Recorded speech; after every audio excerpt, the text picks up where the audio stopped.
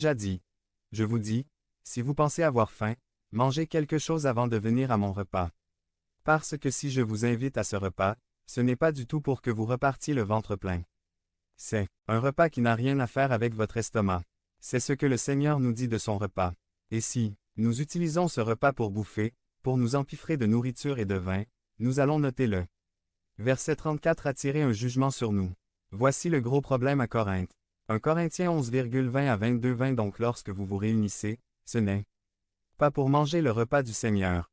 Car, quand on se met à table, chacun commence par prendre son propre repas, et l'un a faim, tandis que l'autre est ivre. N'avez-vous pas des maisons pour y manger et boire? Ou, méprisez-vous l'Église de Dieu, et faites-vous honte à ceux qui n'ont rien? Que vous dirai-je? Vous louerai-je? En cela je ne vous loue point. Je pense que c'est en partie le message de 1 Corinthiens 11.29 car celui qui mange et boit sans discerner le corps du Seigneur, mange et boit un jugement contre lui-même. Les Corinthiens venaient à la table du Seigneur comme à n'importe quelle autre fête, sans discerner le corps du Seigneur, sans faire une différence ou une distinction entre ce repas et la nourriture commune. C'était pour eux une occasion de faire la fête, mais la fête les amenait à carrément oublier le corps du Seigneur qui était la raison d'être et le centre du repas. Ce mot discerner ou distinguer parle de la capacité de faire une différence entre choses qui diffèrent. Alors, si les bénéfices ne sont pas physiques, et ne sont pas donnés physiquement, à quoi ça sert et comment reçoit-on la bénédiction? B. Les bénéfices ne sont pas directs immédiates automatiques. Il y a ceux qui pensent que le fait même de manger le pain ou boire la coupe apporte avec lui une bénédiction spirituelle pour le mangeur-buveur. Notez 1 Cor 11.29 car celui qui mange et boit sans discerner le corps du Seigneur, mange et boit un jugement contre lui-même. Notez que le verset 29 dit que ce qui mange et boit est un jugement. Nous trouvons le verbe manger boire, puis le non-jugement.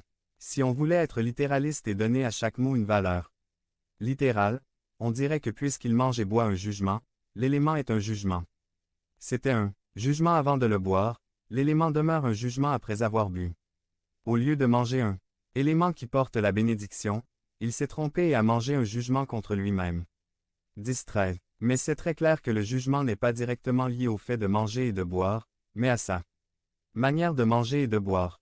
1 Cor 11.29 car celui qui mange et boit sans discerner le corps du Seigneur, mange et boit un jugement contre lui-même. L'Église de Corinthe avait des responsables établis par les apôtres. Pour ceux qui insistent sur la nécessité du sacerdoce ministériel et qui s'appuient sur la succession apostolique, nous pouvons dire que même l'apôtre Pierre a passé du temps dans cette Église. Il avait peut-être lui-même établi des anciens. Nous avons donc à Corinthe ce qu'on pourrait appeler une succession apostolique. De plus, les corrections que Paul fait ne sont pas d'ordre doctrinal, donc on peut présumer qu'ils avaient la bonne doctrine par rapport à ce rite. Mais malgré cela, le Saint-Esprit leur dit par la plume de Paul. 1 Cor 11.17 en donnant cet avertissement. Ce que je ne loue point, c'est que vous vous assemblez, non pour devenir meilleur, mais pour devenir pire. 11.20 Donc lorsque vous vous réunissez, ce n'est pas pour manger le repas du Seigneur. Encore pire. 1 Cor 11,29 à 30 car celui qui mange et boit sans discerner le corps du Seigneur, mange et boit un jugement contre lui-même. C'est pour cela qu'il y a parmi vous beaucoup d'infirmes et de malades, et qu'un grand nombre sont morts. Gardez cette phrase mange et boit un jugement en tête, et trouvez 1 Cor 10.16 la coupe de bénédiction que nous bénissons, n'est-elle pas la communion au sang de Christ? Le pain que nous rompons, n'est-il pas la communion au corps de Christ? Alors, au chapitre 10 il dit que la coupe et le pain sont la communion. Puis un chapitre plus tard, il dit qu'on peut manger et boire un jugement contre lui-même. Qu'est-ce que c'est? Une communion ou un jugement? La coupe et le pain peuvent être, soit l'un, soit l'autre. Alors, dites-moi, est-ce que les bénédictions, les bénéfices sont automatiques et immédiates directes? La réponse est non. Le même repas peut être, soit une communion, soit un jugement. Et la différence ne se trouve pas dans les éléments, ni même dans l'identité de celui qui l'offre. Ce qui fait de ce repas, soit une communion, soit un jugement, n'est pas les éléments utilisés ni le ministre qui les distribue. Ce qui fait la différence est la manière dont le repas est mangé par le participant. Le même pain peut être pour une personne un pain de communion, et pour celle à côté un pain de jugement. Le cœur donc de ce repas ce qui le rend soit une bénédiction, soit un jugement n'est pas dans les éléments mais dans notre manière de le manger et de boire. Nous allons la prochaine fois considérer la bonne manière de manger et de boire. Mais ici nous allons voir pourquoi c'est notre manière de prendre le repas, et non les éléments ou l'identité du ministre qui prime. C'est parce que le sens fondamental de ce repas se trouve dans la manière qu'il est célébré. Laissons donc la Bible parler pour elle-même.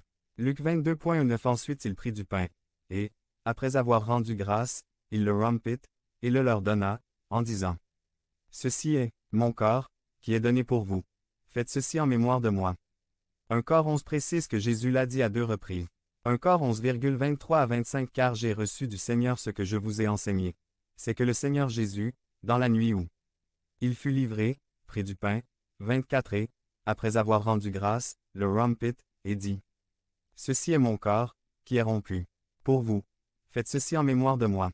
25 De même, après avoir soupé, il prit la coupe, et dit: Cette coupe est la nouvelle alliance en mon sang.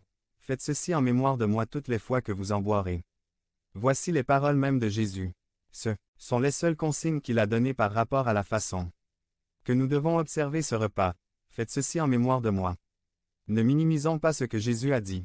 Si nous voulons savoir comment Jésus lui-même désire que nous observons cette ordonnance, voici la 11-13. Manière de le faire, donnée par Christ lui-même. Faites ceci en mémoire de moi. Si le jugement n'est pas direct, la bénédiction n'est pas non plus. Les bénéfices dépendent de notre connaissance antérieure du Christ.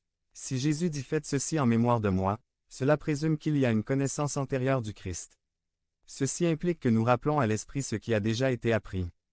Par conséquent, nous ne venons pas à connaître le Christ à travers la scène, mais nous nous souvenons de celui que nous avons déjà connu. Nous voyons donc qu'une priorité est donnée à la parole de Dieu qui reste notre moyen principal de connaître Christ. La scène vient après à la fois dans le temps, car nous nous rappelons ce qui a été auparavant acquis,